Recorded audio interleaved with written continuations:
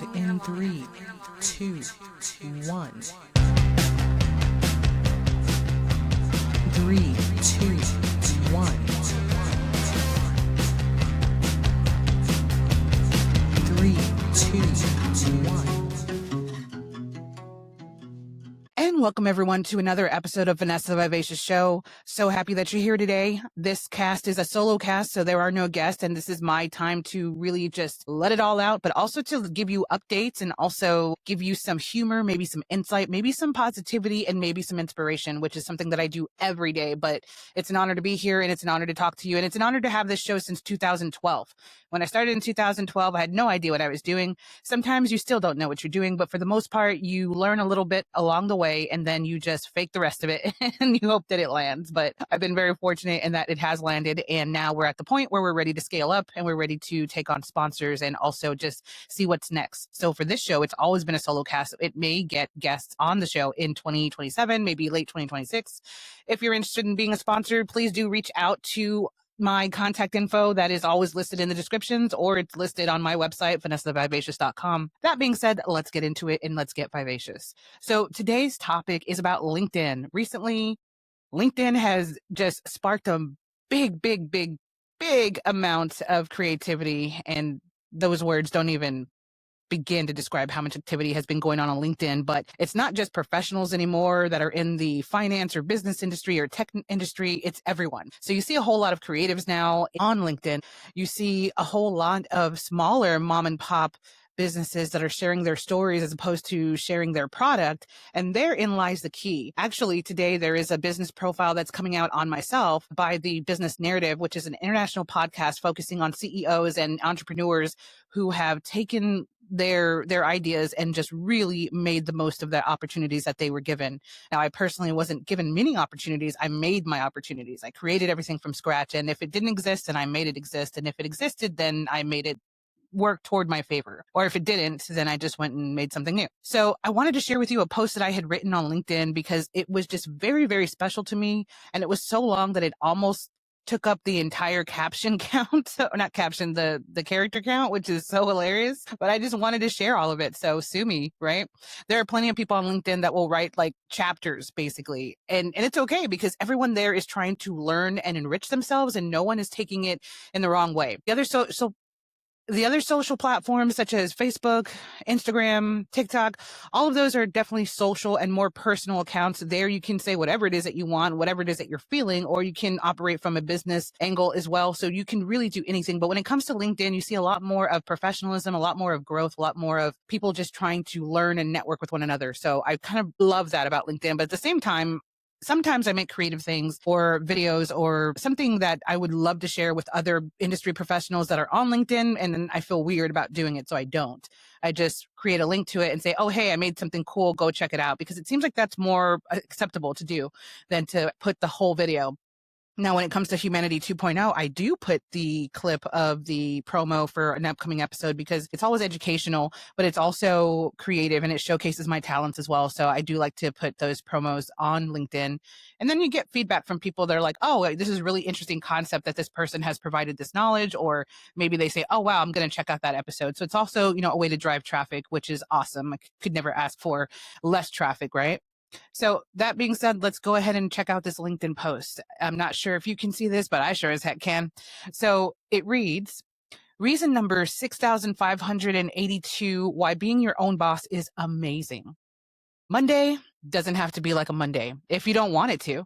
I intentionally block meetings and complex projects on Mondays. Instead, I reserve the day for inspiration and creative thinking, vision, mapping, and light strategy work.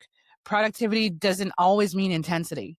Sometimes it means alignment or taking a beat to just get inspired.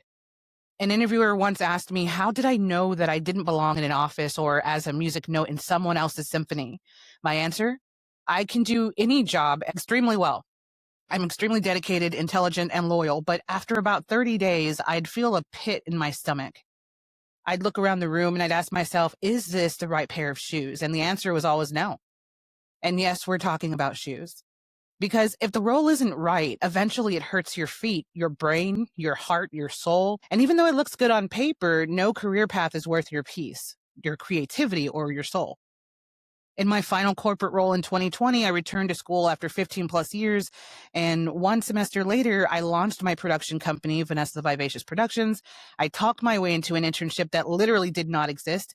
And it was with one of the most prominent Adobe certified instructors and viral YouTube educators. And she became my first client as well. When you come up from extreme poverty, make it to college as a first generation minority student, and you fail, and then you go back 15 plus years later, you quite literally have nothing to lose. So I also attribute my rocky yet successful path to confidence, boldness, and a little bit of audacity. Now, let me just add on that a little bit to say that I went to college with grants, scholarships, and loans. No, grants and scholarships first. I graduated number 6 or number 9 out of 626 kids. I had everything. I was a National Honor Society, blah, blah, blah, graduated with honors. I was in marching band, ROTC, everything. And I even had a band scholarship that was a coveted single person recipient scholarship, and meant the world to me. So when I got to college, I had no idea how prohibitively expensive this school was. It was a private university, so I was already out of my depth, but they wanted minority students, but they didn't provide the support necessary once you get there. And that is what makes me so mad because I spent a year and a half roughly there, a year, and then I lost my shirt. I lost everything. I lost all of the money. They cut my award money into quarters, so I had to pay 75% out of pocket as a poor person. I was livid. And then I had to take on loans because of that. So I was forced to take on loans to try to make it through a semester. And then on top of that, I had to work 2 work study jobs. 2. I was working in the library, and I was, you know, I was not tutoring, but I was advising. I was advising students on how to graduate. I was a freshman advising students on how to graduate. Let that sink in for a minute. Now, while I was grateful for the money that I was getting from these 2 work study jobs, it was only enough to live on. I had a cardboard box for a living room table, and it gets emotional talking about this, but I'm so mad about it, and I have to let it go. And the only way that I'm going to let that go is if I make a film about it, which I intend to.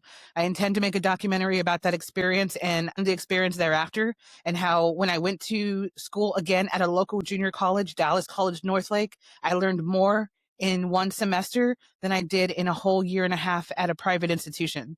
The professors and their level of dedication and care to the students and their care for the program, my own individualism and telling myself that I could do this, and being encouraged to do it every which way by these professors and by these other students. It was everything. In the private university, you couldn't even touch a camera until year 2. In the local college, you were touching everything. You were in a TV studio every single day, and that was electric to me. So yeah, I really did well in the junior college environment. I did so well, in fact, that I opened my own company. And when I did that, I had to take a leave of school because I was already contracted by another production company to travel the country, and that took up the next 4 years. So my professors, I'll never forget, one of them said, we're not mad at you. How could we be mad? We trained you to do this. Why would we be mad at what we trained you to do? And you're doing it. And with that, I went on this journey for 4 years, and then got burned out. And then I was going to go back to school, and then had some, recurring issues that kind of prevented me from being able to be active. I'll be honest. I was depressed. I've always had, something to struggle with, and I just wasn't able to be in class. And my mom died, that too. So even though I've wanted to go and finish, because I have like 3 classes left to get that associate, I just haven't had the time. But I do need to finish that, because I'm a person who finishes what they start, or at least I definitely intend to. I want my son to see that you can finish something, whether you started 2 years ago or 4 years ago or 5. I want him to know that when your life takes a different course, and when you fail, and when you fail again, and then you get back up and you fail again, you can still change it, and you can still do different things, and you can do better, and you can do anything that you want to do. So that's my message to my own kid. Now, this documentary that I want to make, I've talked about it before. It is, it's basically a documentary that goes through that journey of being in that private institution, and then being in the local college environment. And then it also goes into a commentary about our education system and how it's just so messed up. It is so messed up. insane that minority students can't afford to go to school alongside other students that come from means. It's insane that we live in a country where we can't go to school for free, why nothing is free, why everyone has to struggle for everything. That is insane. It's insane that we're still in this position, that we're still accruing college debt, that there are people that believe that, no, you shouldn't have your debt eradicated, even if it will change your life and make it better, because I didn't. That's messed up too. So in that documentary, in addition to, a wonderful story of this person coming up in life, it's also an indictment on the educational system and how it's just really messed up. I digress. So with Vanessa the Vivacious Productions, I started running with the big dogs before I fully learned how to stand up. And I'm grateful for every mentor, every lesson, every growth stretch, every pain point, every time I messed up too. To this day, I remain deeply committed to learning, professional development, leadership, growth, and creative expansion because curiosity keeps us alive. That bears repeating. Curiosity keeps us alive. Career pivots are not failures. They are evolutions. Changing direction isn't inconsistency, it's self-advocacy. Growth mindset, intention, courage, that equals alignment and authenticity. I came here to talk about Mondays and ended up talking about purpose. Funny how that works. Here's your reminder. You're allowed to design a career and a life that actually fits like your favorite pair of shoes. You're allowed to be happy and on fire for the work that you do, whether it's for a big company that you're so proud of or the company where your name is on the front door. I hope that you wake up every day as I do, jumping out of bed to work because you're just so inspired. I love what I do and the purpose that it brings as a media professional and as a storyteller, as a human who works with humanity and purpose. I'm living the dream, as they say. I start every day with a 3-mile walk and then I go on creative adventures and I just don't stop. Maybe next week I'll share my TED Talk with you. What do you think? I do have a TED Talk draft that is said to be pretty good. So hopefully I will get to work with a certain group on getting this particular TED Talk, and that would be amazing. So I once interviewed this celebrity who said that there's some stuff that I have to let go, and I think there is, but I don't know. There's so much. So I don't know which stuff she was talking about, but maybe it's me sometimes feeling like I don't belong or something, but I know that I do because I look at everything I've done. Look at everything I've done. I have my own company. Look at everything I've done. I've done so much. And it's funny because a lot of the time I keep my head down and I do the work and I get things done and I get the product to the client or what have you. And I just get the job done. But then I forget to look around and stop and pause and realize that, you're standing on the ocean, you're standing on the sands in front of the beach, in front of the ocean. You're traveling to California to go film stories about really cool cars. You're traveling to Seattle to go meet female business owners that are just freaking queens. You're traveling to New York to go film a podcast about the most random thing that you have ever done in your life, but you're meeting strangers and you're, eating pizza with strangers. You're eating halal food in various places all over the country. Like so many cool things that I did and that I succeeded at. I succeeded at teaching 3,000 plus content creators and visual journalists and interviewing them and shaping who they are and the kind of integrity that's needed. I did a lot of stuff. And yet sometimes I'm made to feel as if I shouldn't be here. And that's not fair to anyone. In this day and age, in this year, you should never be made to feel as though you don't belong or as though you have no right to be in the room. Females, as media professionals, we're always dealing with that. But not even that. In a recent event, and I won't name what, I was helping someone set up some audio and video. And then this guy who was kind of facilitating conversation around the setup just to kind of fill space, he was like, who wants to tell their story about their podcast? Nobody answered. So I said, well, shit, I do. And then he let me talk and I did my thing. I told everyone what I've done, what I'm doing, and I was good. Yeah, I talk fast, but who the heck cares? So then this guy turns to me and I don't even know if he put his hands on my shoulders.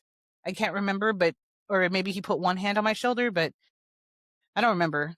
It's a good thing I don't remember because if I did, I would have stepped back and been like, sir, you need to watch yourself and not touch me. But what I do remember is that he said, why are you talking so fast like that? With that kind of like, what is wrong with you type of tone. And the fact that he did that in front of an entire room of professionals. Are you kidding me? Are you kidding me right now? I was livid. But at the time, I was traumatized. At the time, I was like, oh, I must be doing something wrong. I must be wrong. My bad. Whatever he said is right. In the moment, I was just like a freaking wilted sunflower. And so I was like, well, I ran to get here. I'm helping set up. And I was listing all these reasons why I was talking fast. And he's like, well, why don't you like slow down? Just very condescending. Oh my God. And then later on, I thought about it and I was like, no, you know what? Wait a minute. Wait. No. So I meant to tell him at some point, and I saw him that the very last day of this event. I saw him and I was going to tell him because I was like, how dare you make me feel a certain way? But let me tell you what you did, so that way in the future, you do better. And I lost him. I forgot. Maybe just God said no, chill out, chill the f out. And so I didn't see him. But if I see him next year, I just might tell him if I'm not over it yet. Or maybe I just will, just because you don't talk to people that way. You don't make people feel a certain type of way, and you sure as hell don't do it in front of a bunch of professionals that they could possibly work with one day. Are you kidding me? Are you kidding me? So yeah, hope you guys enjoyed this LinkedIn story. If you want more LinkedIn stories, I'm happy to share them in this same similar fashion where I read about them and then make a commentary. If you're interested in any other type of content that I can provide, whether it's discussing production gear, any questions that you have around podcasts, video production, film production, anything at all. Life, being poor, trying to live in a world that is not poor while remembering how poor you were, just anything at all. Just ask. Feel free to send questions to email, which is vanessathevivacious@gmail.com, or you can visit vanessathevivacious.com, my website, and you can submit a form up there as well. I hope that you will follow my accounts at Vanessa the Vivacious on all social platforms. I'm on all of them. On X or Twitter, it's Vivacious One, I believe. I am supported via Buy Me a Cup of Coffee. It's listed as Buy Humanity a Cup of Coffee for Humanity 2.0, but that it still goes to the entire company. Pretty soon, I'm about to take Humanity 2.0 podcast and the video series and make that into a nonprofit. My goal being that I think I could really build something, that build a legacy and make that international and help a lot of people when it comes to humanity, but also raise funds. One thing that I'm currently working on is that I'm dealing with stage 1 cancer. And so in addition to raising funds for medical care, I really want to raise funds for the hospital that's helping me to afford said care, in addition to some other nonprofits that are dear to me. Those nonprofit subjects include mental health as well as veterans, because I think that they've got the short end of the stick just like I did. And I'm not a veteran, but we bond on that. And maybe even scholarships for minority students, because we need all the help we can get. So thank you so much for joining us today on Vanessa the Vivacious Show. See you next week for another amazing episode. Join us next time on Vanessa the Vivacious podcast. And don't forget to be vivacious.